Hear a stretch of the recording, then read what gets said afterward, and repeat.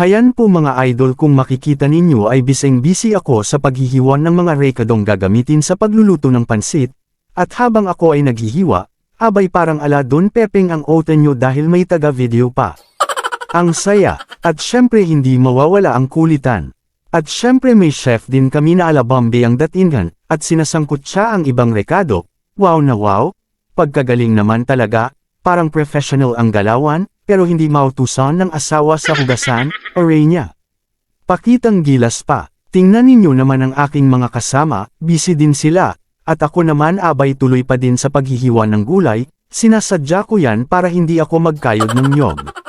Pero madami na din akong nahiwa no. At syempre success ang aking plano, dahil iba na ang nagkayod ng nyog, hahaha. Iba talaga ang anak ng CEO, pang VIP ang galawan, hahaha. At ang isa ko namang kasama ay kinakarer na talaga ang paghuhugas ng kawali.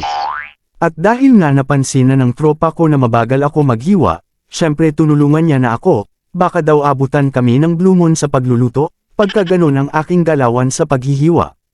Ang sabi ko naman rich kid kasi ako, at hindi ako sanay maghiwa. Kita nyo naman ang aking paghiwa, galawang maharlika yan. Yung iba ko namang kasamahan bising-busy din sa kabila. Hinahanda na ang lulutuing pansit.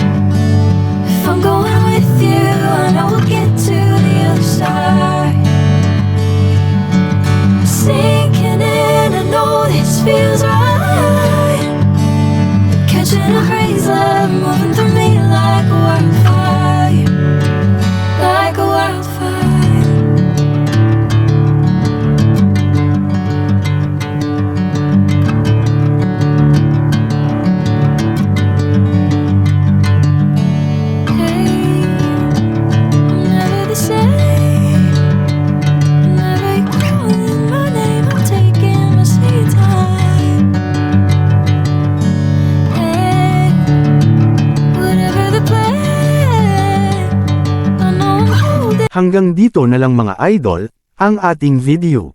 Kung nabitin kayo dahil hindi ko pinakita ang lutong pansit, abay ako din, hahaha. Sa kadahilan ng naubusan ng gas ang gasol. Salamat sa panunood, bye-bye.